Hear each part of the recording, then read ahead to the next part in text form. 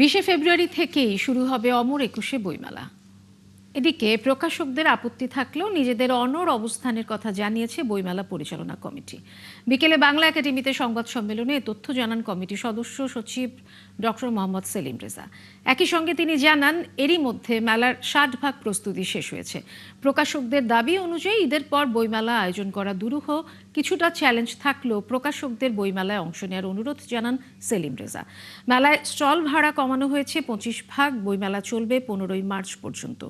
সংবাদ সম্মেলনে আরও উপস্থিত ছিলেন বাংলা একাডেমির মহাপরিচালক অধ্যাপক মোহাম্মদ আজম।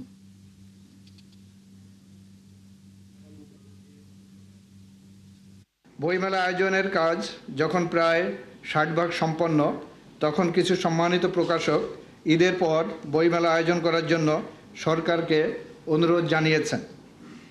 আমরা প্রকাশকদের বক্তব্য শুনেছি। তাদেরকে বলা হয়েছে, কেন ঈদের পর বইমেলা আয়োজন করা দুরূহ?